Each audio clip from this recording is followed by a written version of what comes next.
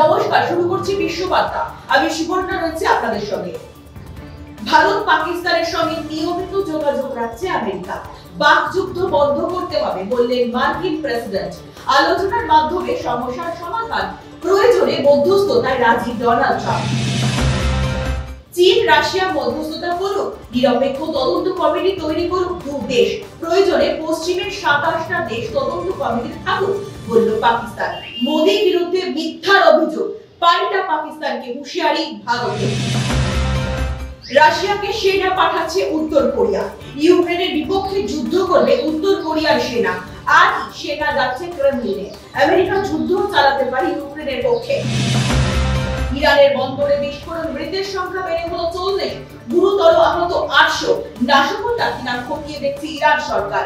আমেরিকার হাত থাকার সম্ভাবনা, পরমাণু চুক্তি না হওয়ার আক্রমণ শানাতে পারে মার্কিন যুক্তরাষ্ট্র। এবার দেখে নেব হেডলাইন।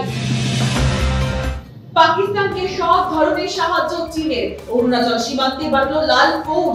চীনকে ভারতের পরিস্থিতি নিয়ে জানালো পাকিস্তান। রাশিয়ার সঙ্গেও আলোচনা চীনের। পরিবারকে নিরাপদ স্থানে পাঠাচ্ছে পাক সেনারা। সেনা জেনারেলের সংখ্যা বাড়ানো হচ্ছে ভারত সীমান্তে। তৈরি রয়েছে ভারতীয় সেনা। কড়া উত্তর দেওয়া হবে জানালো ভারত। পাকিস্তানের অর্থনৈতিক অবস্থা সংকটে। চীনের কাছে আর্থিক সাহায্য চাইল পাকিস্তান।